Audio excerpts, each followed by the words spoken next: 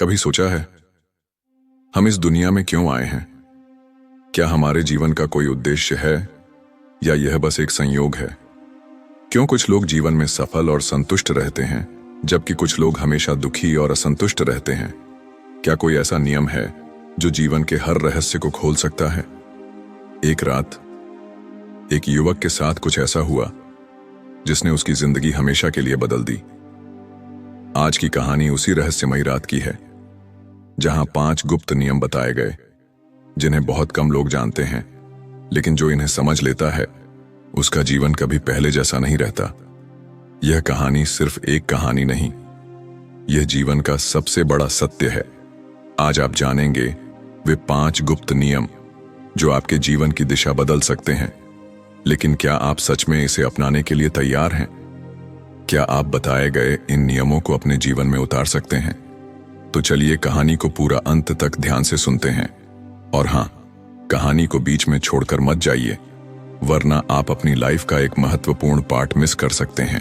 अमित, एक 35 वर्षीय युवक जिसने अपने जीवन में सब कुछ खो दिया था।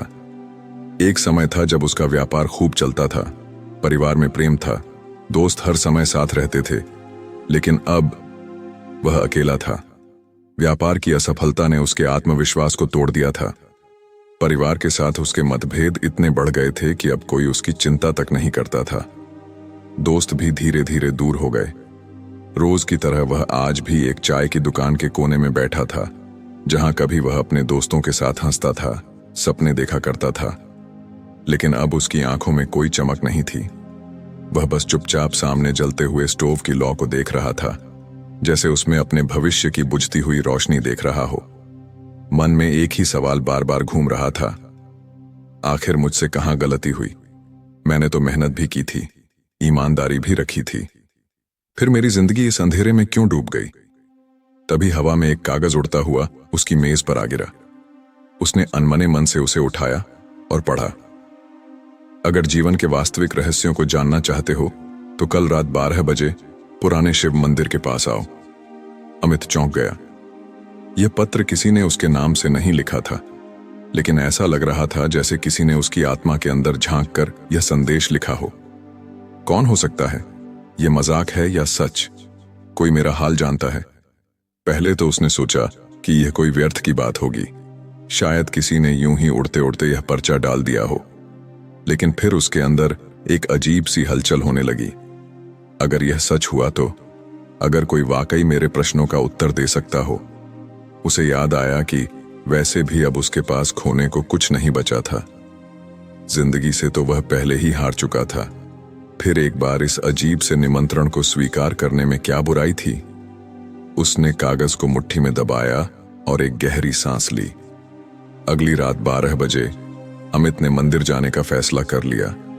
अमित तय समय पर पुराने शिव मंदिर पहुंचा। आधी रात का समय था, आसमान में बादल थे, चांदनी धुंधली थी और मंदिर के चारों ओर सन्नाटा पसरा हुआ था। दूर कहीं उल्लू की हल्की हल्की आवाज सुनाई दे रही थी और कभी कभी हवा के झोंकों से मंदिर की घंटियां रहस्यमयी अंदाज में बज उठती। अमित का दिल तेजी से धड़क रहा था।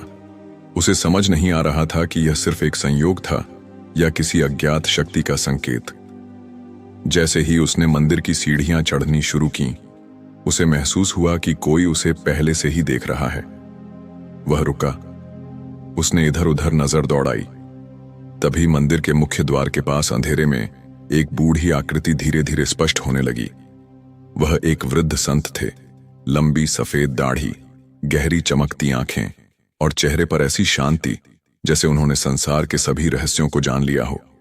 उनकी उपस्थिति में एक अजीब सा आकर्षण था जो डर और सुकून का मिश्रण था। संत ने हल्की मुस्कान के साथ कहा, मैं जानता था कि तुम आओगे। अमित अचंभित रह गया। आपको कैसे पता? संत ने आंखें बंद की, जैसे किसी गहरे रहस्य को महसूस कर रहे हों, और फिर बोले, जो जीवन से हार जाते हैं वे या तो अंधेरे में डूब जाते हैं या फिर प्रकाश की तलाश में निकल पड़ते हैं। तुम दूसरी राह पर आए हो, यही तुम्हारी शुरुआत है। अमित अवाक था।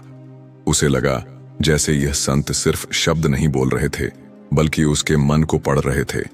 संत ने गहरी आवाज में कहा, तुम जीवन के उन गुप्त नियमों को समझना चाहते हो जिन्हें बहुत कम लोग जानते हैं। लेकिन याद रखो, यह सिर्फ सुनने की चीज नहीं है, इन्हें अपनाना भी होगा। अमित ने गहरी सांस ली। उसकी आंखों में जिज्ञासा थी, लेकिन कहीं ना कहीं एक डर भी। संत ने मुस्कुराते हुए अमित से कहा, पहला नियम, जीवन स्थायी नहीं, यह लगातार बदलता है। संत ने धीरे से एक पुराना दीपक निकाला जिसमें तेल खत्म हो चुका था। उन्होंने बिना कुछ कहे उसे बुझा दिया। फिर पास से एक नया दीपक उठाया, उसमें तेल डाला और उसे जला दिया। अमित यह सब चुपचाप देख रहा था, लेकिन समझ नहीं पा रहा था कि संत ऐसा क्यों कर रहे हैं। संत ने गहरी आवाज में कहा, देखो, यह पुराना दीपक बुझ गया, लेकिन एक नया जल उठा। तुम इसे रोक नहीं सकते थे, क्योंकि समय के साथ चीजें बदलती ही हैं। जीवन भी ऐसा ही है, कुछ चीजें चली जाती हैं, कुछ नई आ जाती हैं। अमित ने सोचा, क्या मेरे जीवन की तकलीफें भी इसी तरह अस्थायी हैं? संत उसकी आंखों में देखते हुए मुस्कुराए, बिल्कुल, लेकिन लोग यह भूल जाते हैं। वे अपने दुख को स्थायी मान लेते हैं, जबकि यह सिर्फ समय का एक चरण होता है। अमित ने गहरी सांस ली। यह नियम सुनने में तो आसान था, लेकिन उसे अपनाना कठिन था। फिर भी उसने मन ही मन तय कर लिया, अब से मैं हर परिस्थिति को एक बदलाव की तरह देखूंगा, न कि किसी स्थायी सच की तरह। जीवन का दूसरा नियम, भाग्य नहीं, कर्म सबसे बड़ा सत्य है। अमित उदास था। उसे लगता था कि उसकी जिंदगी में जो भी हो रहा है वह सिर्फ भाग्य का खेल है। संत ने मुस्कुराते हुए उसे 2 बीज दिए और बोले, एक बीज यहां जमीन पर रख दो और दूसरा घर ले जाकर पानी देना।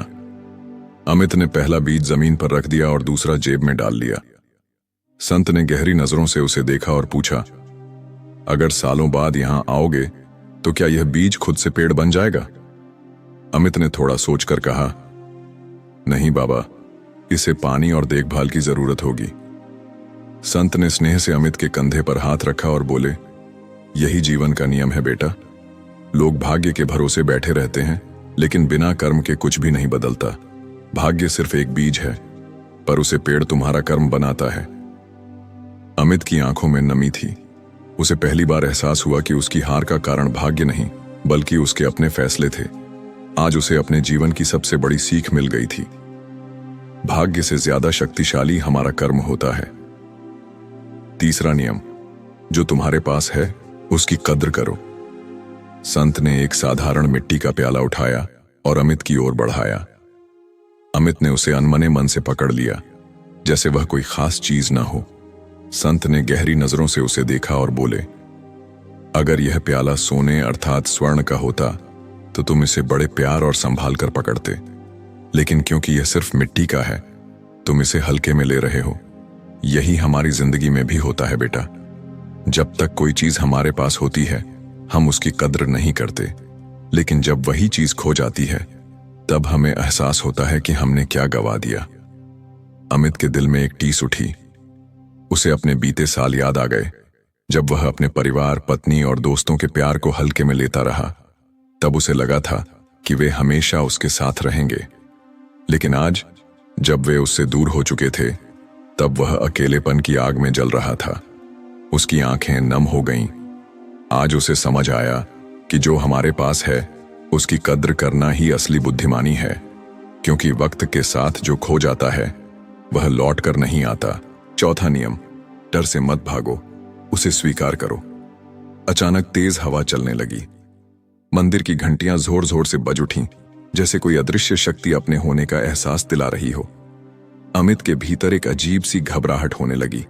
उसका दिल तेजी से धड़कने लगा। संत ने उसकी ओर देखा और मुस्कुराकर पूछा, डर लग रहा है? अमित ने हल्के से सिर हिला दिया। संत ने शांत स्वर में कहा, अगर तुम यह स्वीकार कर लो कि यह हवा तुम्हें कोई नुकसान नहीं पहुंचाएगी, तो क्या तुम्हें अब भी डर लगेगा? अमित ने थोड़ा सोचा और कहा, शायद नहीं। संत ने प्यार से उसके कंधे पर हाथ रखा और बोले, डर हमेशा रहेगा बेटा, लेकिन जब तुम इसे स्वीकार कर लेते हो तो यह कमजोर पड़ जाता है। लोग डर से भागते हैं, असफलता का डर, अकेलेपन का डर, भविष्य का डर। पर जितना तुम डर से भागोगे यह उतना ही तुम्हारा पीछा करेगा। जब तुम इसे गले लगा लोगे तब यह तुम्हें नुकसान नहीं पहुंचा पाएगा। अमित की आंखों में एक नई रोशनी थी। उसने गहरी सांस ली, जैसे किसी बोझ से मुक्त हो गया हो। पहली बार उसने अपने भीतर के डर को महसूस किया, लेकिन इस बार वह उससे भागा नहीं। उसने दृढ़ता से कहा, अब मैं अपने डर से भागूंगा नहीं, बल्कि उसका सामना करूंगा। 5वां नियम, मृत्यु को समझो तो जीवन आसान हो जाता है। संत अमित को श्मशान घाट की ओर ले गए। वहां चिता की लपटें उठ रही थीं और चारों ओर एक गहरी शांति थी। हवा में जलती लकड़ियों की हल्की गंध थी और पक्षी भी मानो खामोश हो गए थे। संत ने दूर जलती चिता की ओर इशारा करते हुए कहा, यहां हर दिन कोई ना कोई आता है, लेकिन क्या वे अपने साथ कुछ लेकर जाते हैं? अमित ने भारी मन से सिर हिलाया और कहा, नहीं बाबा, सब कुछ यहीं रह जाता है। संत ने गहरी सांस ली और बोले, तो फिर लोग किस चीज के लिए लड़ते हैं? पैसा, अहंकार, नफरत? जब यह सब कुछ यहीं रह जाना है, तो क्यों न प्रेम, सद्भावना और अच्छे कर्मों में समय लगाया जाए। अमित की आंखें छलक उठीं। उसने पहली बार इतनी गहराई से महसूस किया कि जीवन कितना छोटा और अनमोल है। उसे याद आया कि कैसे उसने छोटे छोटे झगड़ों में अपने प्रियजनों से दूरी बना ली थी, कैसे उसने अहंकार में अपनों को ठुकरा दिया था और कैसे वह हमेशा भविष्य की चिंता में वर्तमान को भूलता रहा। आज उसे एहसास हुआ कि मृत्यु से डरने की जरूरत नहीं, बल्कि उसे समझकर जीने की जरूरत है, प्रेम से, स्नेह से और अच्छे कर्मों से। संत ने अमित के आंसू देखे, मुस्कुराए और बोले, आज तुमने मृत्यु को नहीं, जीवन को समझा है बेटा। संत ने अमित को देखते हुए कहा, अब तुम तैयार हो? इन 5 नियमों को अपने जीवन में उतारो और फिर देखो कैसे जीवन बदलता है। अमित ने उनके चरणों में सिर झुका दिया और कहा, धन्यवाद बाबा, आज मैं एक नया इंसान बन गया। अब मैं कभी जीवन को हल्के में नहीं लूंगा। संत मुस्कुराए और धीरे धीरे अंधेरे में विलीन हो गए, जैसे कोई रहस्य जो सिर्फ उन्हें ही समझ आया था, जो वास्तव में उसे अपनाने के लिए तैयार था। अमित मंदिर से निकला, लेकिन अब वह वही पुराना अमित नहीं था। वह जीवन के गुप्त नियमों को समझ चुका था और अब उसका सफर सच में शुरू हो चुका था। तो मित्रों, यह थी वह रहस्यमयी रात जहां जीवन के 5 गुप्त नियम सामने आए। लेकिन यह कहानी यहीं खत्म नहीं होती। असली कहानी तो अब शुरू होती है आपके जीवन में। इन नियमों को सुनना आसान था, लेकिन क्या इन्हें अपनाना भी उतना ही आसान होगा? क्या आप तैयार हैं परिवर्तन के उस मार्ग पर चलने के लिए जहां डर खत्म हो जाए, जहां कर्म सबसे बड़ा सत्य बन जाए और जहां जीवन का हर पल अनमोल लगे?